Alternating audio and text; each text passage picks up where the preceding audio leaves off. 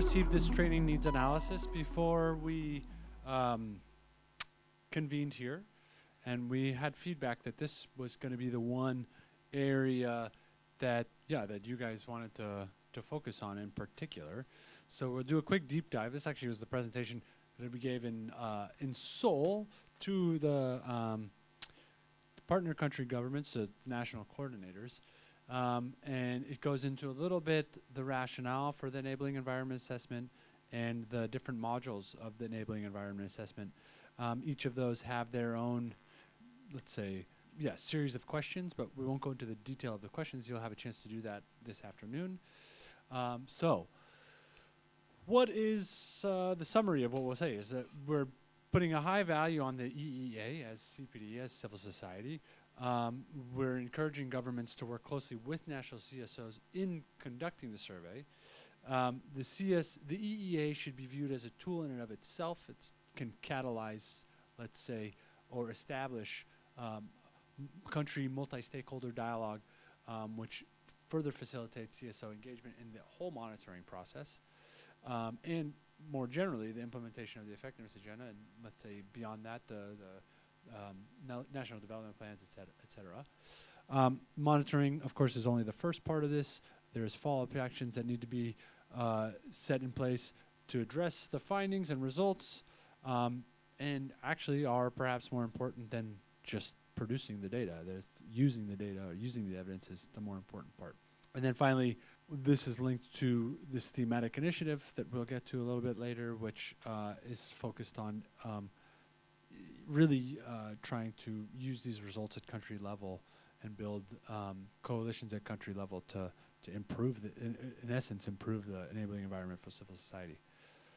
So some of the assumptions that we have with this enabling environment assessment, which go back really to Accra, the second high-level meeting, third high-level meeting, high-level forum on aid effectiveness, where for the first time CSOs are recognized as development actors in their own right. It ensures, or we recognize that CSOs' role in development cooperation is actually not simply as a watchdog, but are implementers. Actually, CSOs deploy development cooperation quite often. I think the number in some places, it's 30% of ODA goes through civil society or something like this. No, 20%, that's it. 20% of ODAs, I actually have that there. 20% of ODA is actually channeled through CSOs, which is a big number. That's in the billions, obviously. CSOs, however, are distinct from government and official development partners because, and their policies and their approach should be understood in that and from this perspective, and that the GPD enabling environment assessment is a valuable tool for all GPDC constituents, not just civil society. So you have 4 basic elements of the enabling environment assessment, looking at the different actors. This is contained in 4 modules.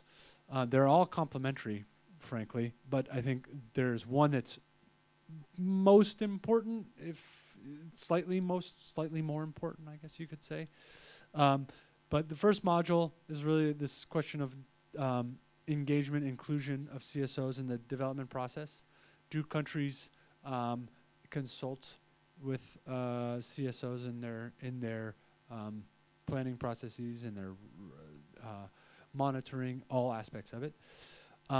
Second one is related to CSOs' own effectiveness. Are CSOs actually meeting their commitments on the effectiveness agenda? Module 3 are providers allowing, and this is actually a very tricky one, quite frankly, are providers allowing CSOs to operate on their own terms with their own priorities, or are they trying to influence what CSAs do at a country level as agents of their own governments in some cases? And then the last one, as I said, module 4 is possibly the most important one, which is the regulatory and legal frameworks. Are they in place? Are they upheld? Are they respected? Is there recourse for civil society to take if they're violated? So that's the 4th part. So they're all reinforced. They're all mutually reinforcing in some way in terms of the whole package of enabling environment.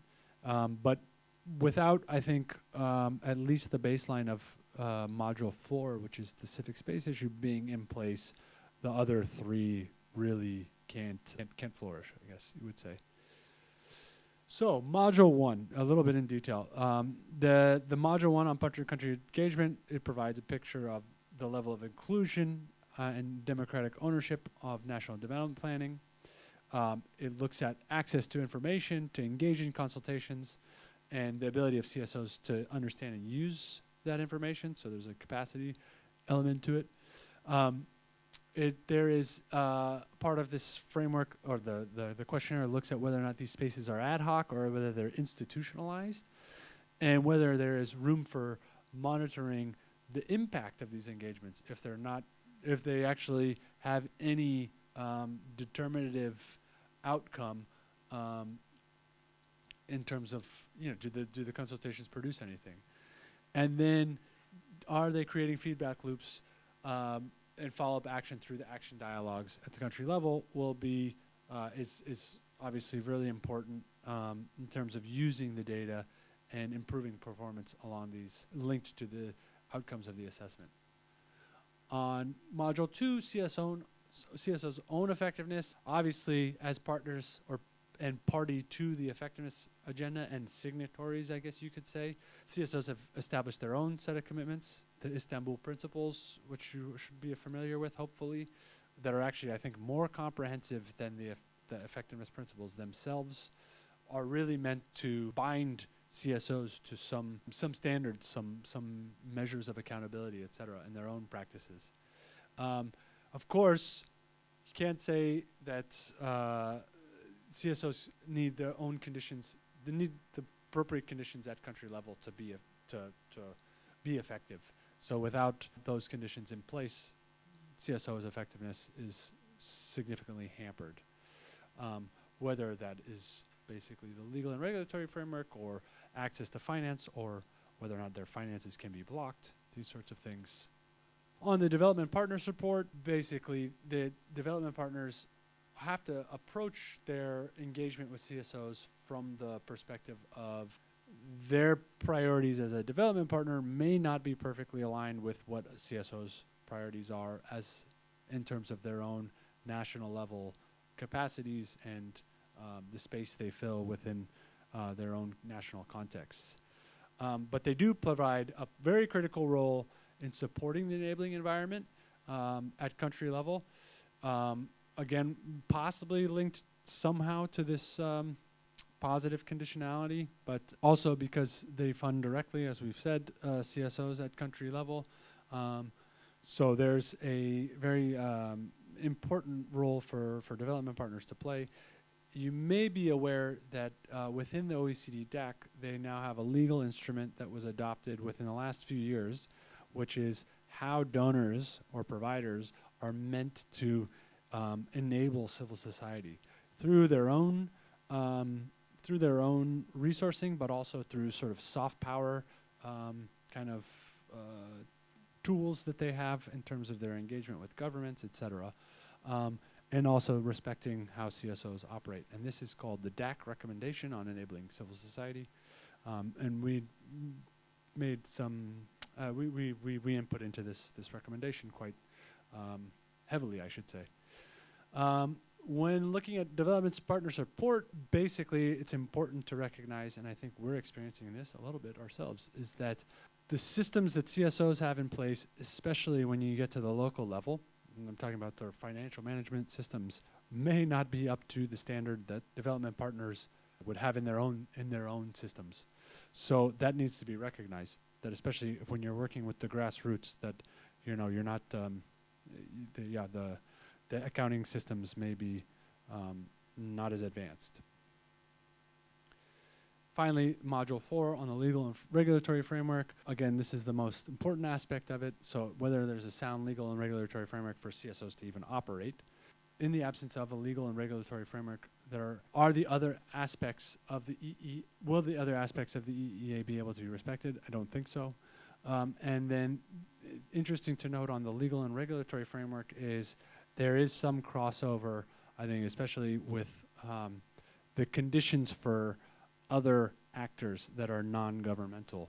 I remember for many years, I think around the SDGs, this was the private sector trying to do their olive branch to civil society to not be so heavily criticized, was that, well, we need enabling conditions at the country level as well, but they were more about enabling conditions for profit-seeking activities, obviously, but that there are some crossovers.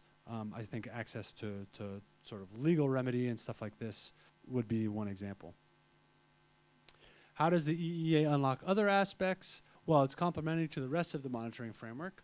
If you're doing well on the EEA, let's say, if a country's performing well on this, then probably they'll be engaging with civil society on other aspects of the effectiveness agenda, and hopefully doing well on that. Improving in the area of the enabling environment for civil society will have a more engaged and constructive participation of civil society in general, and have possibly a catalytic or unlocking role on other parts of the EDC agenda.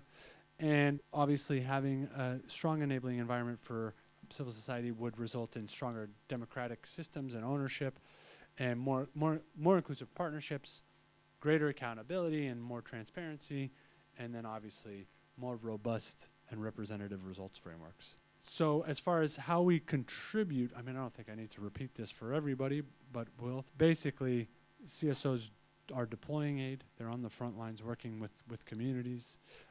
They're unique, have a different perspective than other development actors, generate our own evidence based on the realities that we're confronting regularly, generate evidence that can support greater transparency and actually buttress official data, and then finally goes beyond the EEA and also other parts of the monitoring framework. This is for the national coordinators. We had some recommendations. This is actually coming from our previous third monitoring round, and this is how to effectively engage, establish institutionalized spaces, create feedback loops, remove barriers to participation, improve the measures of transparency and accountability, and this is from our VNR review, actually. Making the information that is given to civil society more purposeful, enable civil society that will enable support that will capacitate civil society, and improve the quality of civil society participation, and basically develop results frameworks, development plans with the participation and input of civil society. And that's basically what we have on the EEA.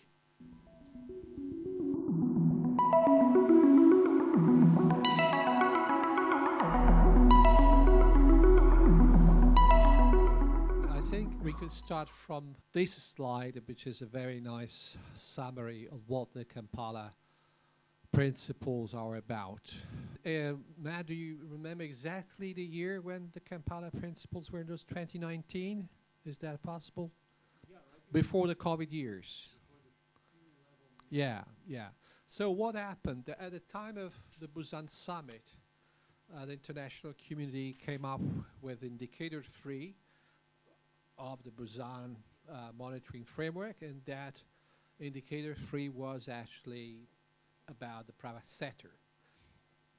It was then clear that Indicator 3 was not efficient, was not productive, so it took about 5-6 years to come to the Kampala principles. I may argue that these principles are not so different from the other effectiveness principles.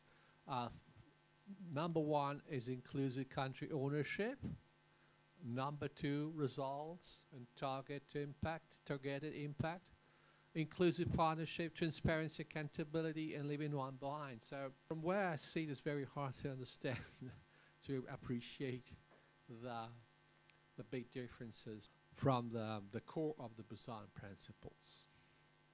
I would also draw to your attention that there is a specific notion, the notion of private sector engagement, and these principles should inform the way different actors, starting with the governments, are working with the private sector. And so, to be very practical here, well, this is, oh, actually, this is the sequence of events leading to the Kampala principles. We were right, the Kampala principles were launched in 2019, and then a few additional steps that were required to operationalize the principles, including a toolkit and then endorsement in Geneva. A few highlights to further understand why the Kampala principles are so important. Role of private sector in development cooperation, private sector engagement. It's important to acknowledge that Kampala principles are part and parcel of the GPDC monitoring, evidence to inform dialogue and action. Here again, I think it's important to notice that we are gathering data not for the sake of that, but with the ambition to generate behavior change, and the role of multi-stakeholder processes in the implementation of the Kampala principles. In fact, many actors are involved in the monitoring of the Kampala principles, starting with national governments, development partners, CSOs. And here again, please notice that CSOs are expected to provide one single submission. So you will not have many CSOs submitting their views, but through a dedicated CSO focal person, CSOs will have to come together and come up with their assessment. We noticed previously that this CSO focal person can be different from the CSO focal person in charge of the enabling environment assessment, or can be the same person. Trade unions are involved in the reporting about the Kampala principles, obviously private sector, and please notice how private sector are differentiated, allowing smaller and larger firms. And this is a five easy picture that tells about what we are expecting to get from this assessment, the state of policies on private sector engagement, the quality of the private sector engagement, including dialogue on the private sector, and the ease of partnering with the private sector engagement. But let me notice here, and Matt Glennis, please correct me if I'm wrong, this assessment is not really focusing on the level of the private sector alignment with effectiveness principles. This assessment is more about the private sector engagement. There's a slight fundamental difference here. So, for instance, I would notice that CSOs are dealt with an entirely different fashion, because in the case of CSOs, we do have CSOs effectiveness principles, and CSOs are required to implement the CSO's effectiveness principle. This is not applied to the private sector. So I think this is a fundamental difference that once again demonstrate that there is a private sector track that is different from the CSO track. This is very, I don't know whether or not I read too much into this, but the real substance here is around the private sector engagement, not really whether or not the private sector already aligned themselves with the principles. I don't know, possibly this is my prejudice, so, but I'm hoping that through this fourth monitoring round, we're going to know more about how this is going to work in practice. I have a question for you based on my experience in Italy, my own country. It's a donor country, I acknowledge that. But Italian legislation actually includes both CSOs and private sector into the lot of the development cooperation actors. In the case of private sector companies will have to abide by some general human rights standards. But there is no roster of private sector companies. But in the case of CSOs, we have to go through very complex bureaucratic procedures And there is a roster of CSOs that can receive money from the Italian government. And to me, this is another example of the two tracks. We have the private sector track that is relatively easier than the CSO track. I wonder whether or not you see similar behaviors in your own countries. And these are rather questions that, or issues that we should be addressing in our conversations, whether or not there are policy strategy for parts of the governments and developed partners that articulate how the private sector should be engaged, so on and so forth. So I would leave this 4 areas, for these 4 points here, as a reminder of what we should be looking into. And here again, more details about inclusive dialogue. Multi-stakeholder dialogues and consultation are held by parts of the country, and more about this.